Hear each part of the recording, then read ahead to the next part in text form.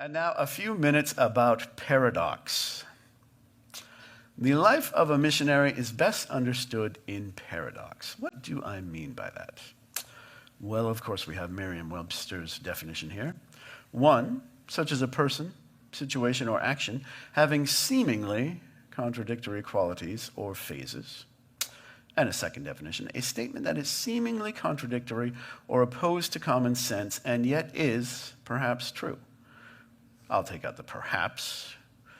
So paradox, two things that don't seem like they could exist at the same time, and yet they do. A definition I've come up with is this: an experience which involves feelings which are the polar opposites of each other, yet are both inherent to the experience. It's not like a set of scales where one side balances out the other. They're both there. You have this on one hand, and you've got that on the other hand. A sort of classic way to describe it is Charles Dickens' intro to A Tale of Two Cities. It was the best of times, it was the worst of times. And one more definition. This is the way Duncan described his time in Kenya at one point. It's the hardest thing I've ever done, and yeah, it was pretty good. So, this is the missionary life. Paradox. Two things at the same time. The hard and the good. And the hard doesn't necessarily make the good any less good, and the good doesn't necessarily make the hard any less hard. They're just both there. It's hard when one room in your house is infested with bats and their guano and their diseases. It's hard when you have snakes in your yard whose bite is a death sentence. It's hard to be thousands of miles away from family and friends. It's hard to see your children suffering. It's hard to be in an unsettled, transitory state of living for months. It's hard when people stare at you wherever you go because of the color of your skin. It's hard when they try to squeeze money out of you or rip you off or charge you 3 times as much because you're white. It's hard when you don't speak the language everyone else does. It's pretty good when you make new friends who sincerely dread the thought of you leaving and let you know how much they miss you when you're gone.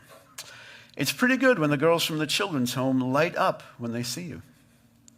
It's pretty good when you're teaching God's word and people are considering your every word and flipping in their Bible to every verse. It's pretty good when a young girl named Njoki breaks out in a long belly laugh at your Swahili mistakes.